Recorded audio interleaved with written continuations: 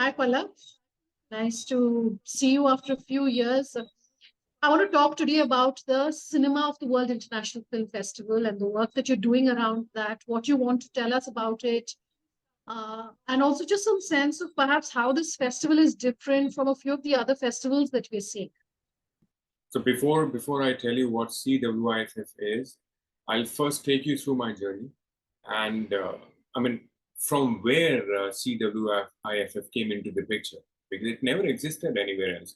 There is no festival in the world wherein you find festivals going from one location to different locations. Festivals are known by their locations. You talk about Cannes, you talk about Mumbai Film Festival, you talk about Berlin, you talk about any film festival or a Goa Film Festival. Every film festival is known by their locations, right? But CWIFF doesn't tag itself, and they don't have to. And the reason simply is because what happened in the past is that while I was growing up, I was exposed to Hindi films back in my small town.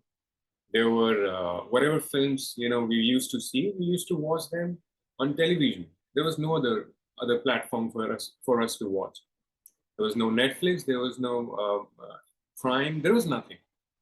And then once I came out of my school for graduation, I went to New Delhi, which is where for the first time I was exposed to few Hollywood films. And I said, okay, more other than Hindi films, English films also exist. Now, in 2000, after 5 or 6 more years, I happened to go to a film festival. My friend recommended, well, you're a film enthusiast, you're a writer, you want to be a filmmaker. Why don't you attend a film festival? And I was like, okay, why should I not? I don't have a reason not to. And like always, I went to this film festival and I was like, wow, how is it even possible that you have so many different languages, so many people? I had never heard Iraq be making a film. I had never heard about an Iranian. I had never heard about a film from Prague, film from nations I had never even I'm sorry, but I didn't even know their names, right? These countries. So so we used to watch these films. Obviously, they were not made in English, so there were subtitles for us to understand these films. But the more I was exposed to cinema, the more I was in Delhi. I was then for my film education. Then I went to Los Angeles. There I studied film. There I worked, and then I came back to I returned to, uh, to Mumbai, which is where most of our filmmakers are. Yeah. And then I was You like, wanted to come back, is it, to India after having got that experience in LA? yeah. So I studied there, and I happened to work there for almost 2 years, and after which I couldn't stay there. There was this language barrier. There was this this urge in me which wanted me to come back to my country. I had not people around me who would speak in Hindi, or there were no songs there, in my own language. So I wanted to come back. There was no other, I had no option.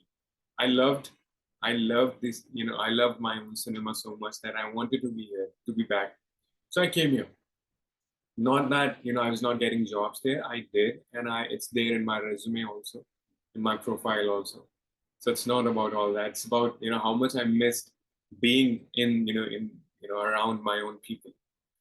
So anyway, so I came back here and I was exposed to Mumbai Film Festival, and from where I learned, okay, um, why not I expose my people, I expose all those people who think they've been exposed, but they are not yet, like I was not then.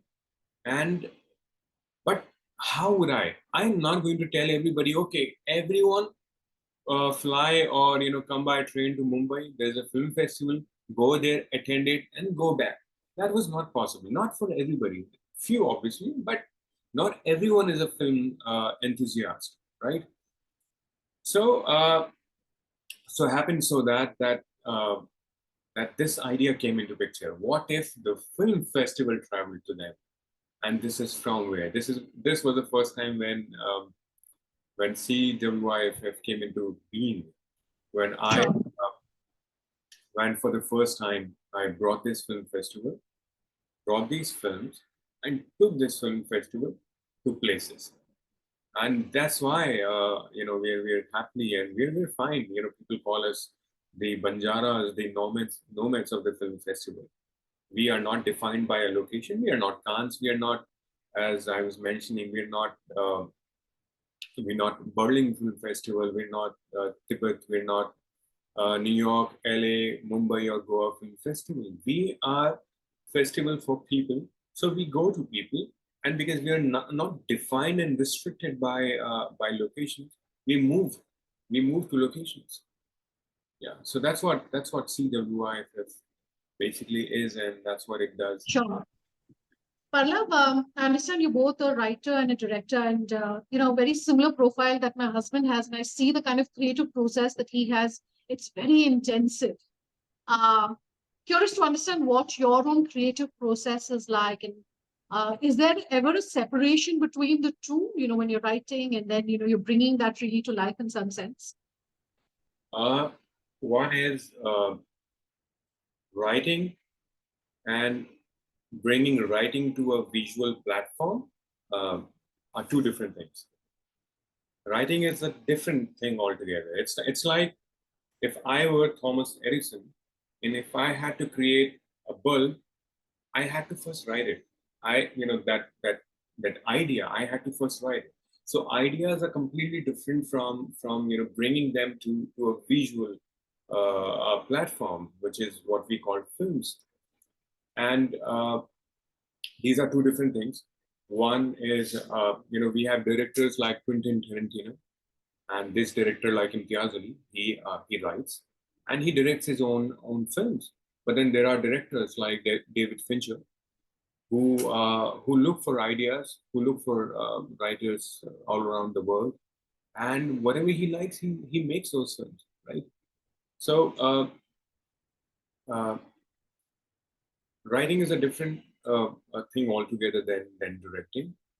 Once you become a director, then your focus is not on writing. Then your focus is on how you would implement all these ideas, these characters, and bring them this writing to life. These are two different processes. So, yeah, I mean, this is how simply I would try, and that's what I understand about these two things. Sure. Um, a lot of people who are consuming content in this day and age, Parla, including you, I'm sure, me, I do. Uh, it's been a while since I've gone into a cinema theater. I think years since I've gone into a cinema theater. We're consuming content online. Yeah. So in this day and age of everything being consumed online through OTT, etc., how do you see the space being maintained for traditional cinema, which is what you're representing? As a filmmaker, your job is to create and make film, right? Regardless of the point that it's going to go to people are going to watch on a big screen or on a small screen, right? Is it going to go into theaters or is it going to go into onto Netflix or Amazon? Both have their own advantages, right? The best would be when they would adapt each other and bring the cinema to people, like how watching a film in a cinema theater bring it's a community kind of an experience wherein so many people come together. It's like a celebration. But watching a film in your house, like maybe with your spouse or with your brothers, with your family, that's not very communal. That's not very. That's you can celebrate a film, but that's the celebration is always with people. The more you have, the more jolly would that be. The more you would love it. But then at the same time, there are people who cannot, who cannot. I won't say afford. Yeah, I mean, affordability will always be there. But if we just eliminate that point, there are people who don't have theaters still, nearby them. what about those people? Even they want to approach, they want to find, they want to see, they want to watch these films. So this is where these platforms, whom we lovingly call OTTs, they come into picture, and they serve the role well. But there are films. Um, Imagine watching Sholay on your small screen. You wouldn't like it. You would want to make a hype about it. You would want to celebrate it. You would want to sit there, and when there is a song comes, you would want to dance with all these people. You don't even know you don't even know them, right? So that's a celebration. Film is a celebration which breaks these veils between people and brings them close and uh, uh, makes you all joyful. Yeah. How many times have you watched Sholay? I watched it. I watched it quite a times. I love Right. all the actors, I the director. Parlav, congratulations. I understand it's been 10 years that you've been running this film festival. It's not easy, I'm sure. Um, while you've achieved this kind of success, year one, year two, I'm sure you had some very interesting learning experiences, some challenges. Just one or two of them very briefly, run us through that. Um, our challenges are no different from any other field. We want this festival to be out there, known, and we want this to take because we are as I shared in the previous answer, that this festival moves, and because this festival moves, it needs a lot of resource, it needs money to move from one place to another, and it needs a lot many films, obviously. So in the beginning, we obviously had, because I was not aware how a film festival is run, but the good thing was I knew what the purpose of the film festival would be. Uh, this festival is not designed for people to come and watch films and go back home. The purpose of this festival is simple. We empower everyone who watch films here, not only with the films, but with the films. We always keep workshops with students, with enthusiasts, with everybody who's part of the film festival. We bring them a set of learning. We leave them with not only impact or entertainment or joy, peace, happiness, all those things, but we impact them with some learning, with tools which could encourage them, which could influence them, motivate them to write. And writing is the first step of filmmaking. If you don't have an idea, if you don't have something written on pen and paper, then it's nothing. I mean, no one is going to make a film if it doesn't exist on paper. So that's what we do. That's what we teach. That's what we bring to people. And as I previously also said, we go to people, we empower them, because filmmaking is something wherein you can get. It's not something. Um, it's not limited to one skill set. You can become an author. If you're a writer, you can write for films, you can write articles, you can write content, there is so much. The field is in itself is huge and great. So that's one thing. We empower people through this medium. That's what we do. And yeah, I mean, to be more accurate, to answer this question, um, we have our shares of struggles, but we don't look at um, you know these celebrities. We don't involve them, because that will then again defeat the purpose of the film festival. So we do whatever we can do, amongst ourselves. So whatever money Sure. we get through submissions, film submissions, we use that. Whatever money I get while writing a script for somebody, I use that. And in that, whatever we can do, we bring it to the audience we would love to, without having to involve any investor or finances. Yeah. Pallav, also, since you've been doing this for a long time, not just the film festival, but in the creative and the movie industry for a long time, What sort of trends have you seen? How are things changing, good or bad? But give us a sense of that. It's always good. There's a vast amount of technology that has come into picture, and that's always for good. Films are reaching places where it couldn't have been possible without these mediums. So all the technology, all the advancement in the field it's absolutely necessary. And even for filmmakers, imagine you could have only shown one film in a theater on a day, but now you have an option of showing as many films, which means that filmmakers have now got this opportunity to create as much as they would like to and love to. So this advancement in technology, this new age is really helpful, not for the viewers also, but for the filmmakers, for the makers also. Parlav, films, there are several purposes of making films. One Yeah, is obviously you have some vision, you want to bring that to life. One is you're trying to communicate something, but it's also used as some sort of a cultural exchange, if you want to call it that, right, between nations. And you were talking about having worked correct, in correct, correct. LA. So, What is the role, and is it achieving that role, do you think? see, films are a visual medium. It's film is basically storytelling, and also films are through films you're able to see different words that exist.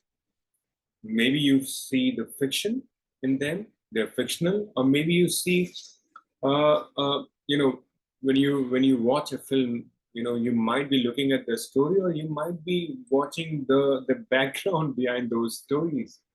And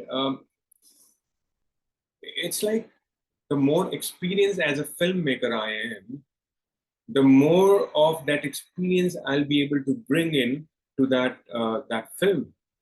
And the more I as a filmmaker bring that experience in the film, what will happen is I as an individual, as a viewer who had never seen something um, in the past, I would be then able to watch it through that filmmaker's eyes. I'll give you an example. There is this director Nitish Tiwari ji, the guy who has directed Dangal. Recently, he directed a film called Bawal, and which has very very known cast in the film. Anyway, the film is set between two different countries. It's set in a small city of in India, and it's set in Germany, in the period of Hitler. So if imagine, the director was not aware of what Hitler had done, or if he had never even gone there himself, he would not have brought the same experience, cultivated it, and brought it, and mixed it with Indian, story telling, and he wouldn't have then served it to the audience. So, so we as filmmakers, we bring these cultural dialogues, these experiences to people through films only. And I wouldn't have personally known about exactly, what all Hitler had done. Because I'm not a guy, and I'm sure there's thousands of people like me who are not going into, who are not Googling, what Hitler has done. We all know that Hitler has done something bad, right? But we're not Googling every day. We're not learning about him. And so when a film like this comes, when it gives you an experience through through a medium which you went there to entertain or to spend time or to know something, film suddenly becomes like a book. It becomes like a place of cultural exchange. Now I know about what happened there. I didn't earlier. I didn't earlier in detail. Now I know. So this is what films do. They bring the words, two different words, and unite them. Culturally. Yeah. No, I said absolutely. And for anyone of any age group, I think the visual medium is a fantastic way of learning. and films as well. Parlav, for anyone who's interested in being a part of your film festival, what sort of criteria do you look at? How do they apply? How do they be a part really of this entire experience, if I can call it that? See, we anyone who has a film, who's made a film, and the film, the person thinks that it can impact people, it can impact lives. Um, what we do is we are established. We have information available on our Instagram page. We have information available on our website, which is www.cwiff.co.in, and wherein people can go, they can log in, and they can go to Summit page, and they can find all the information there.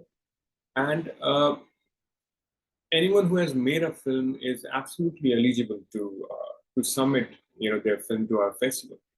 But just because you have submitted your film to our festival doesn't mean that your film will be shown, your film will be selected. So we have an audience, and there are hundreds and hundreds of films which come to us, right? Every single season, and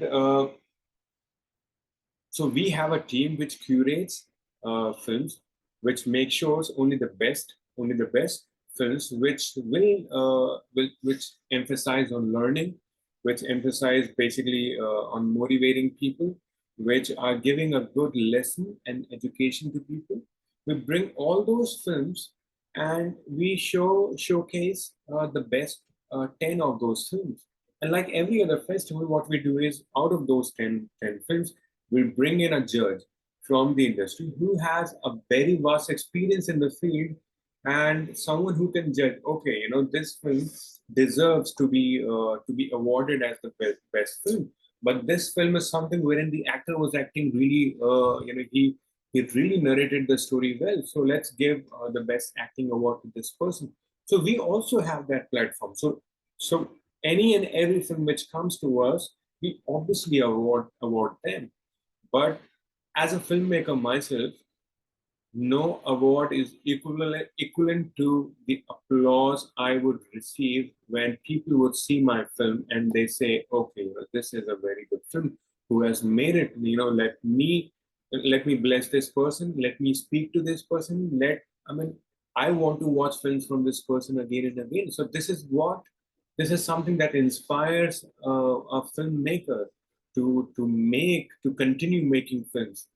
And uh, and who would not love to be who would not love to have his film seen uh, around the world, and by those people wherein it was not even possible to reach out to.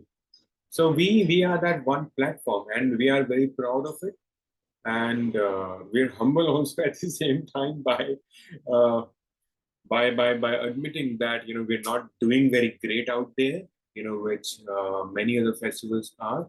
But yes, even though we're not doing substantially great, but we're doing fine, because in a way we're the only one which is going to these people, and there is nobody else. And we just hope that many other film festivals come and do the same what we are doing, and they empower the audience, they empower the students who are out there, who think that engineering or being a doctor or a lawyer are the only fields. You know, when they can write, I mean, wouldn't it be great when everybody, from their childhood knows that writing is very powerful? Like I was listening to this lawyer. His name is Stevenson something, and Brian Stevenson, and he said one powerful thing. He said the kind of cases he takes, uh, nobody likes him, in the courtroom. So before he even enters the courtroom, what happens is the judge, the jurors, everyone in the entire courtroom has already decided that we are not going to go in his favor. So what does this man do to change that entire narrative? So what he does is he simply, before coming to the courtroom, he writes the story that he's going to tell them. And he writes these stories so beautifully well that when he does so, everyone wants to listen to him. And they say, okay, if he's saying, I mean, stories move people, no matter the field is. And that's what we want to do. That's what we share with people. That's what is the objective of this film festival, is to empower students, to empower everybody, whether you're a 10-year-old kid or you are a 100-year-old person, doesn't really matter. Everybody, can write. Everybody can bring, every. There is a study which says a human mind has, been thrown like 6 or 7,000 thoughts every single day. I used to think 60,000, but then some other study says 6,000 something. So anyway, so we have around 6,000 new ideas every single day. What are we doing with these ideas? I was listening to Quentin Tarantino, he said, if you want to watch a film, and if you're looking for that film, and if that film doesn't exist, that means you are that person who can bring that film into existence, write that film. It's these things are mind-boggling. You want to watch something, you write something. What are you waiting for? And as filmmakers, we're we are we're more like we're like constructors. These people who do these jobs of creating a building. So that's what we do as filmmakers.